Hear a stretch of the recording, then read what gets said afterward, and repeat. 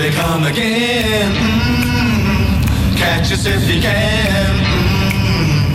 Time to get a move on. We were young with all of our might. Catch us if you can. Isn't that it? Yeah. Yeah, catch us if you can. That's Stephen Rea. He's mostly known for his dramatic work, but he played in the West End production of High Society, so he can carry a tune. It's a documentary. Who could possibly tolerate Dave Clark 5? You must have liked him.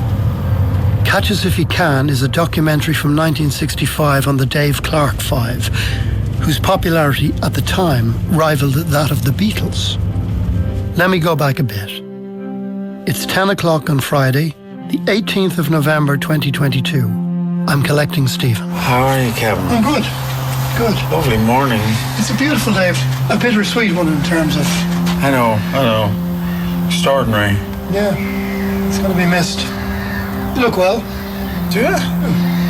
Come on, man. You've been here before. We're on our way to Anamo, County Wicklow, to say goodbye to our friend John Boorman. He's leaving Ireland for good on Wednesday. He must be sad to leave himself. I'd say he is. I'd say he's quietly devastated. Yeah. Well, I come now. Do, yeah. All right, it's a big signal, isn't it? It's like... Yeah. Car journeys generate silences. Since 1969, John's been a seminal presence in Irish cinema. He produced Angel, Neil Jordan's first film. Angel, made in 1981, is the story of Danny, a saxophone player in a show band. Outside a dance hall, Danny sees both his manager and a non-verbal deaf girl murdered. Angel was Stephen Rea's first film. I saw Angel in Skull, in the film festival down there. It's a really great film. It's a fabulous film. I thought you weren't going to answer there. I had to leave the pause. We'll hear more about Angel later on. But for now, just let's say it's so good, they named it twice. The film was distributed in certain jurisdictions under the alternative title, Danny Boy. Anamo, the horde of the card. Can't remember any of this. Who owned this house before, John? It was a relation of John Millington Singh's. It was a rectory. The glebe was owned by Dr. Sam Singh. He was a brother of the playwright Singh. He was the local vicar, and like John, a keen arborist. Did you ever go swimming? Here? Yeah. No. John's 64 acres of land is bisected by the Avonmore River. There's a swimming hole with a diving board. The water is bracing, and the dress code is, well, optional. No. Here we are. I think the oak trees are a huge achievement, aren't they? Oh, to be able to plant a forest. It's really something. At least he was taking on the government's work, There should be oak trees replaced all over the country. Absolutely. The glebe is heavily wooded with oak, aspen, birch, as well as a Sequoia giganticus, a rare 8-stemmed sycamore. There's also a monkey puzzle tree. Why'd you park there? To keep out of their way? Let your man out if he wants to get out. See? Well, will you, There we are. will you... I'm sure that he's going to let me in. I'm sure he will. 11:20. John's daughter comes to meet us. Hello. Hey, hello, how are you? Hi, I'm Kevin. I'm Daisy. Hello, Daisy. How are you? How are you? We're still COVID cautious. Stephen Rea, how are you? Daisy. Are we allowed to touch each Nice other? to meet you. I was hoovering, and didn't a little ball go up the blinking thing, and it's got stuck, and I can't open the thing. So I'm going to try and push it through. Are you not used to hoovering? Oh, yeah. I hoover, all the time. But yeah, little ball was in the corner, and it went up, and it's gotten stuck, and I can't open it. Come on in. Thank you. Are you sure? Dad's inside waiting for you. Aren't you the guys from, is it RTE or not? He's from RTE. You're the RTE one, and you're the other one. Yeah. In the kitchen, we meet Jerry Traynor, John's neighbour and friend. How are you? How are you going? Good to see you. Hi, Jerry. Great. We're ready for them. Oh, we're okay. Now, is it tea or coffee? I'd like tea, please. With milk and sugar? No milk, black tea, nothing. You're easy. Black tea and a nice little cookie. Oh, nice to just cookie. A cookie, you're okay with a cookie? I'll have tea with milk, please. And sugar? No sugar. Tea with milk. You're both very easy, aren't you? I like customers like you.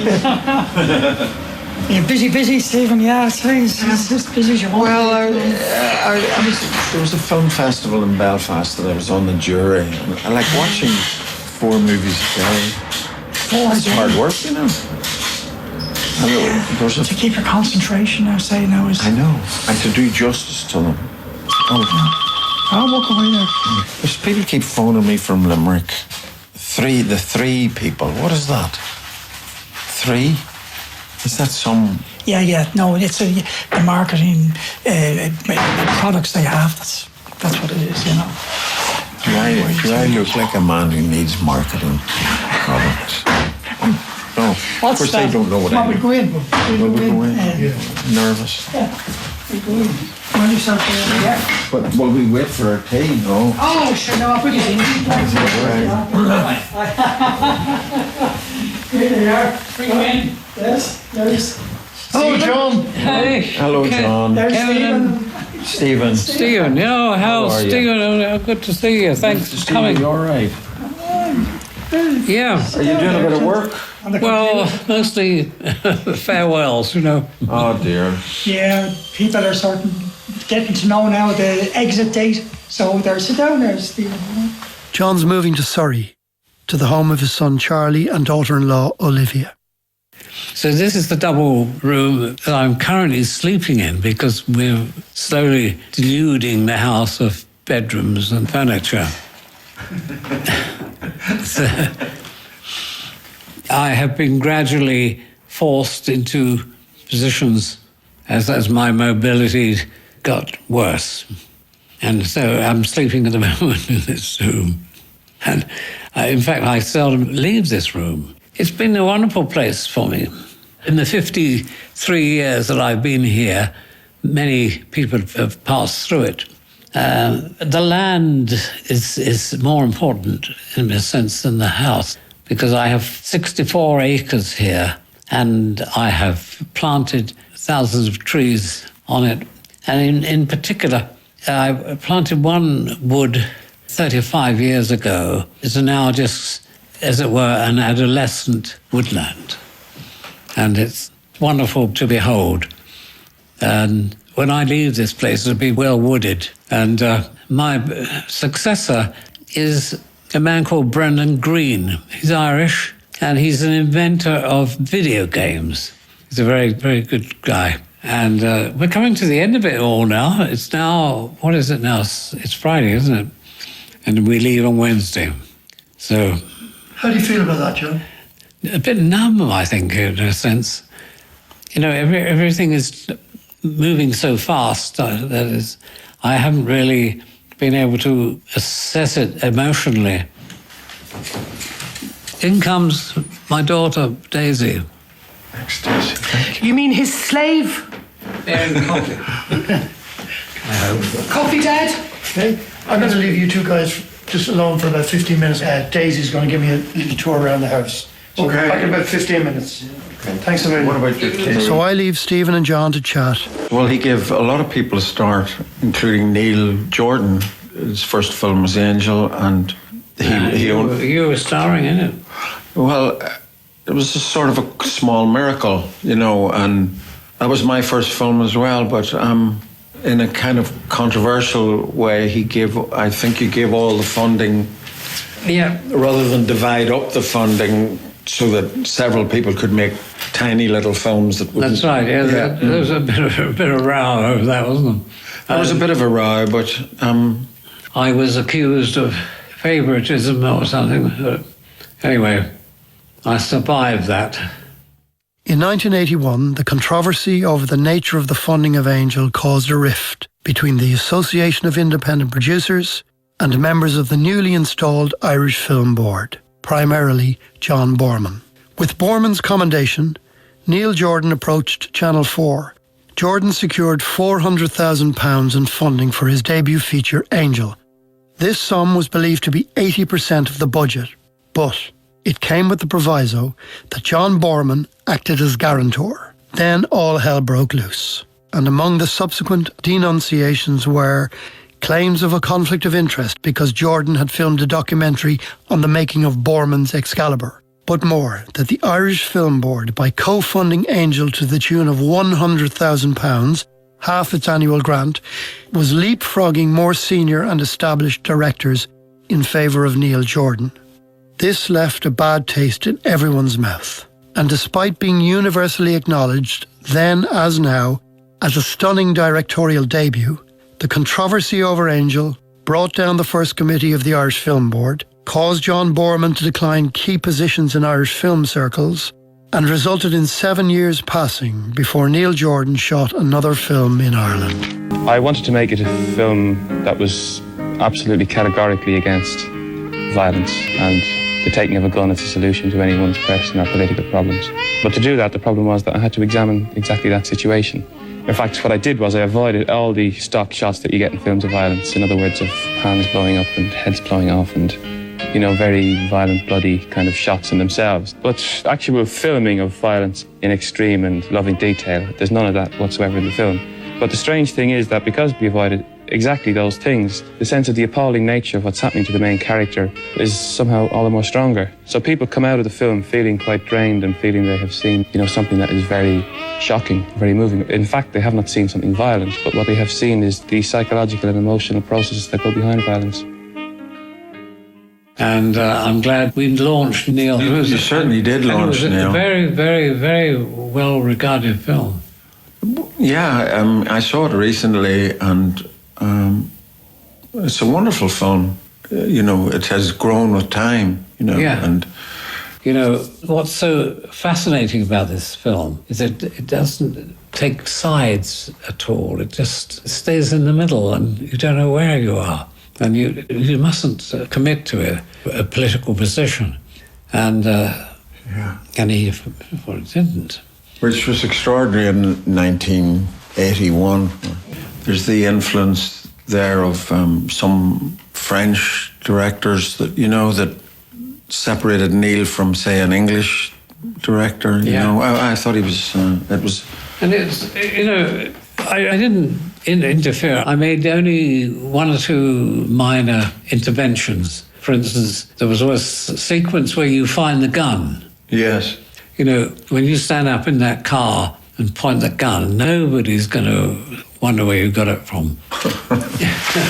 So that was, you know, there was a long sequence where you find it. Do you remember? Yes, yes. So we were able to cut that.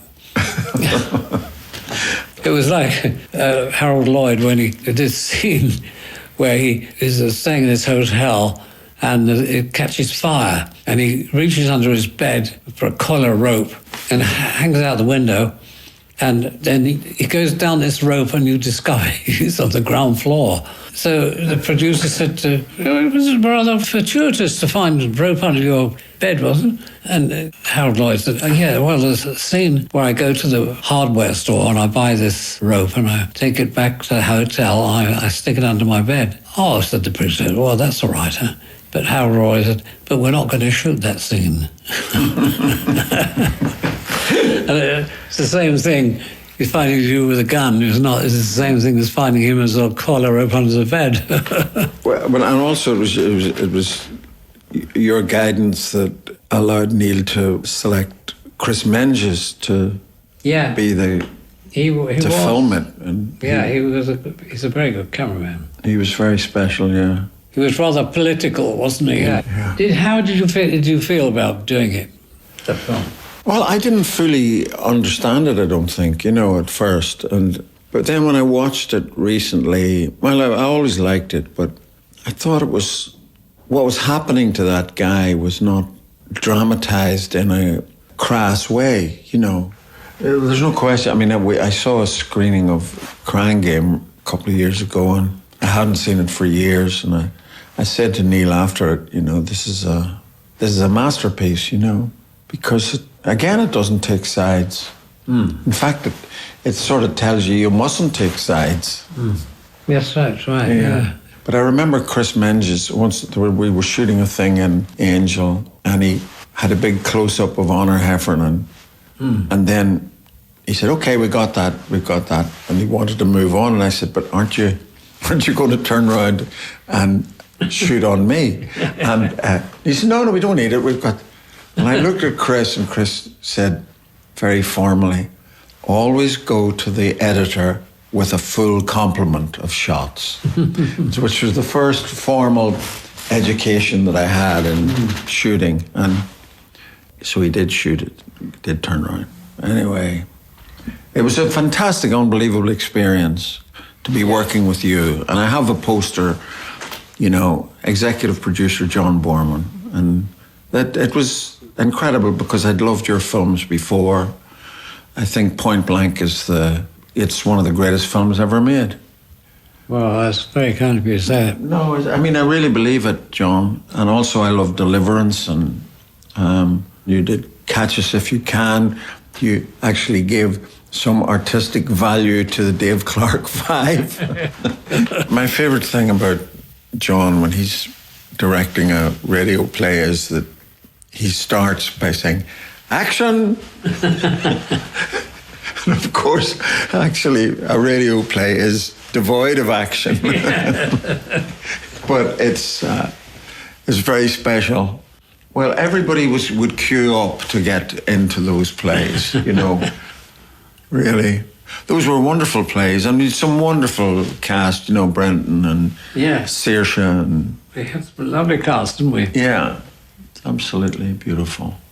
It's just been wonderful to work with you at any level. And you did a number of plays for me, and I'm very grateful. Oh, listen, it was an utter pleasure. What's next?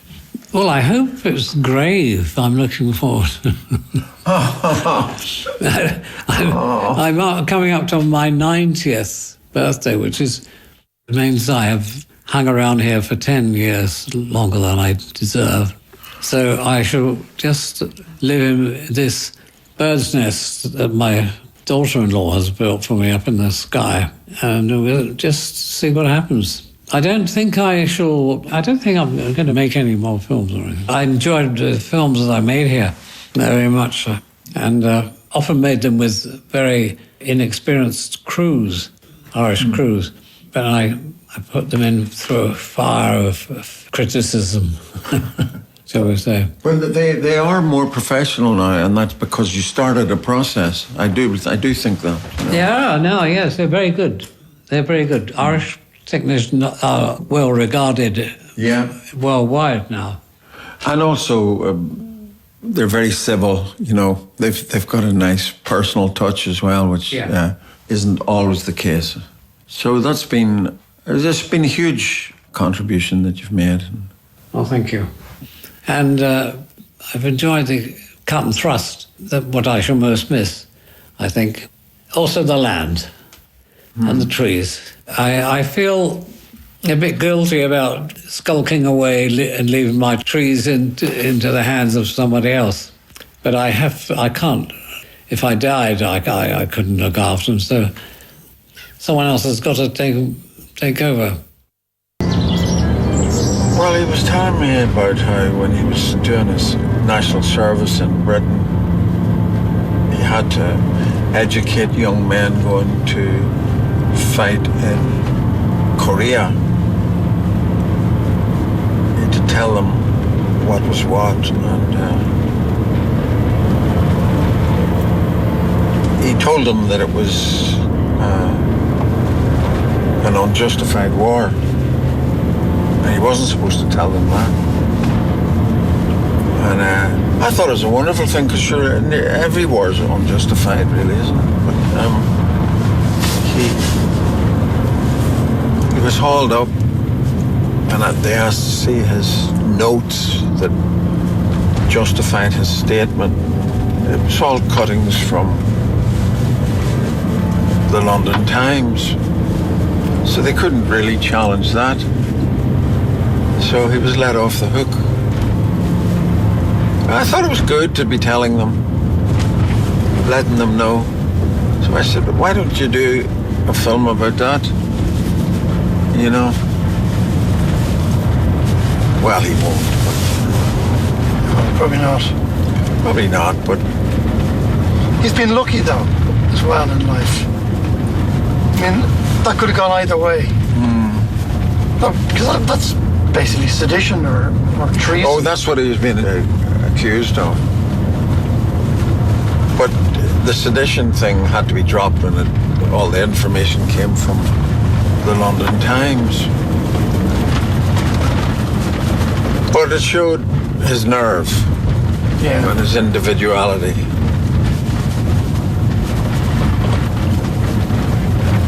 Yeah.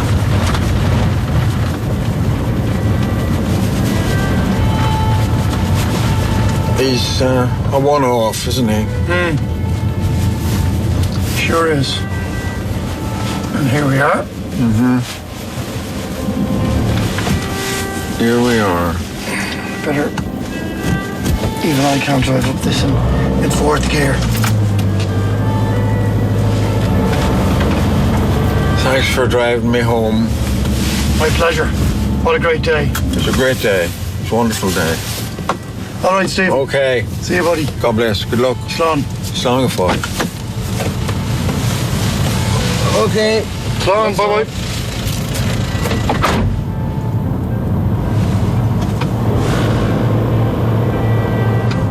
Appropriately on his patron saint's feast day, Drama on One would like to say a special thanks to Stephen Rea on Stephen's Day for both his kindness and generosity. Not only did he speak so eloquently to John and about John, but the first he knew about this programme was on the day it was recorded, when Kevin Reynolds arrived at his door with a digital recorder and a rough idea. And you might like to know that Stephen Rea will star in Landmark's 20th anniversary production of Krapp's Last Tape by Samuel Beckett at Dublin's Project Arts Centre from January 11th to February the 3rd. You can find details at landmarkproductions.ie. You can also check out Drama on One's Beckett season and John Boorman's plays on the Drama on One website.